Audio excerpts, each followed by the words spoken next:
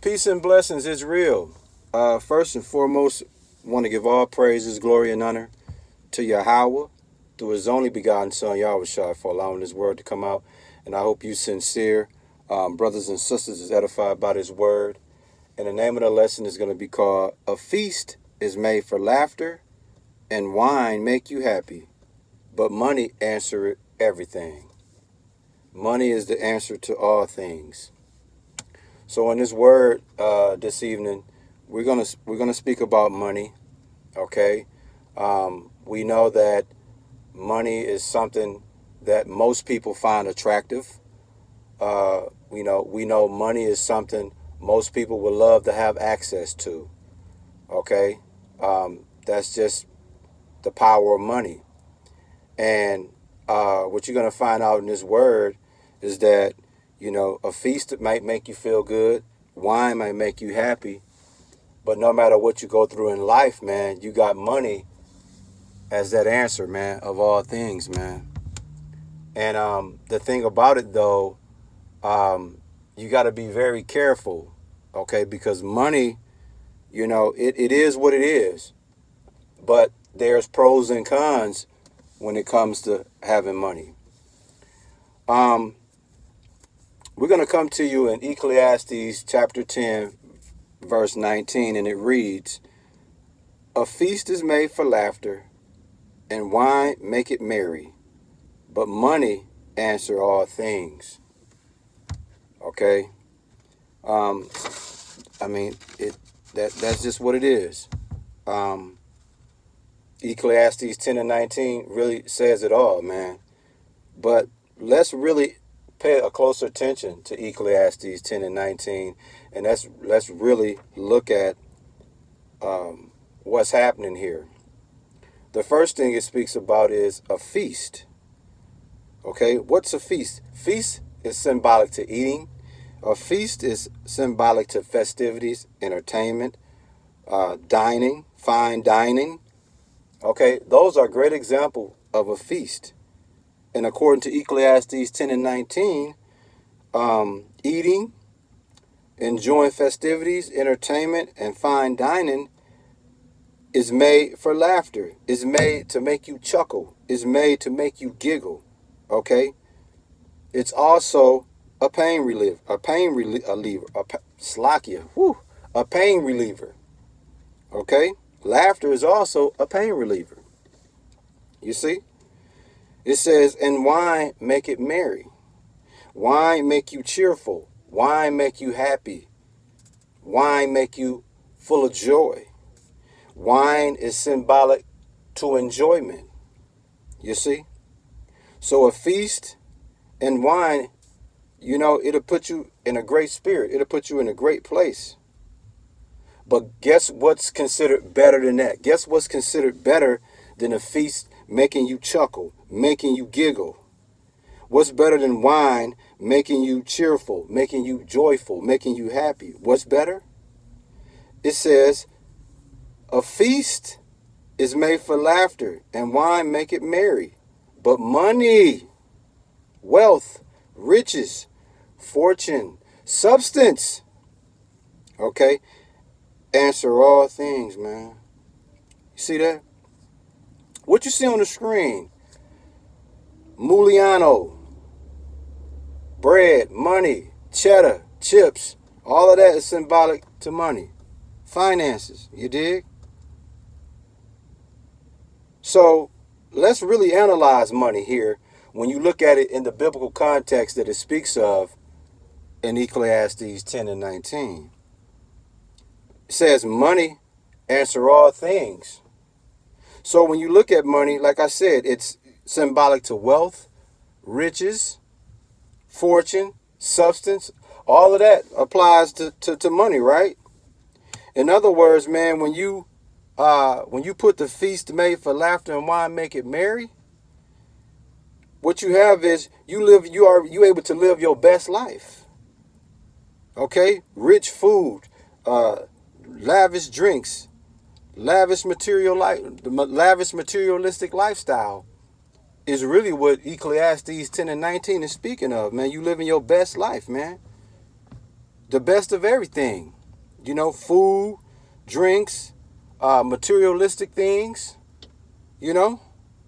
So when you look at life from that perspective, yeah, money is the answer to all things.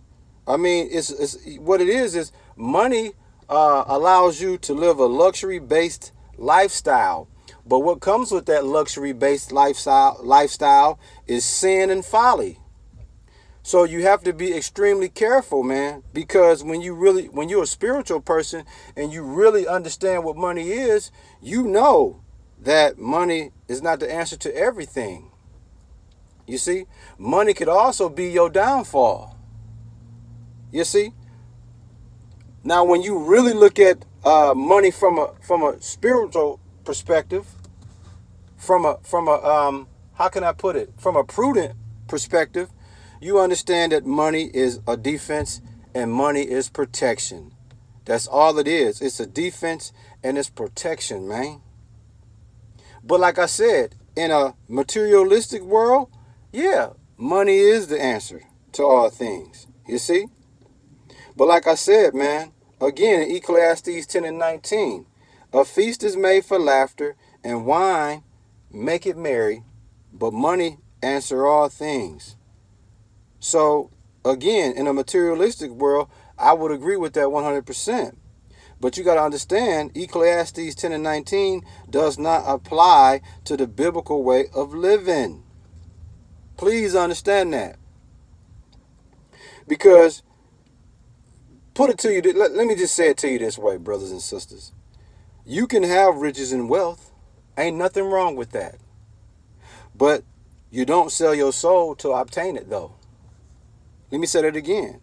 You can have riches and wealth, but don't sell your soul to obtain it. And a lot of us sell our souls to obtain riches and wealth, man. Which is really bad, man. Okay? You do not fall in love. You don't fall in love with money, obviously. Why? Because it's the root of all evil. And that's according to 1 Timothy 6 and 20. Okay? And if we really gonna keep it funky when it comes to money, we should be focusing on heavenly riches. That's the real money. That's why I tell you in Matthew 6, 19 and 20, that lay not treasures upon earth which corrupt, where thieves break through and steal, but lay your treasures up in heaven. That's the real money. That's the real money. Heavenly treasures, you dig? That's where it's at. But in the world that we live in, man, most people are drunk off earthly money. You see?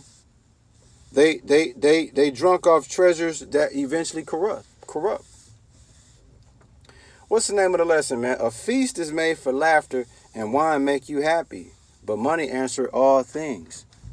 So in other words, you know, you can have great laughter when you eating, having a nice dinner over some wine. But the ultimate happiness is money, because no matter what you go through, money is your go-to. But understand, man, money is really just a defense and protection. But like I said, people don't value money that way. People don't look at money in that way. People look at money as like, man, I got a lavish luxury lifestyle. But guess what comes with that lavish luxury lifestyle? Folly and sin. You see? So you have to be extremely spiritual. You got to extremely have your spiritual cap on. Spiritual brain clock on, man. Ain't nothing wrong with having money. That's a beautiful thing. That's a beautiful thing. But don't get caught up in the folly and sin that come with that, especially in the world. Because like I said, you know, in a materialistic world, which 95% of us live in, money is the answer. But in the biblical world, that does not apply, y'all. That does not apply with the biblical way of living. Because heavenly riches is what you want to go after, man. Yeah. I hope you sincere brothers and sisters, man, was edified by this word. And we give all praises, glory, and honor to Yahweh through his only begotten son, Yahushua, for allowing this word to come out. And hey, listen, once again, man, understand, man, money is a great thing to have, but you got to be very careful and look at the importance of money as a defense and protection. When you look at money in that context, you're going to be free of sin and folly for the most part. But if you're a materialistic person, oh man, money you gonna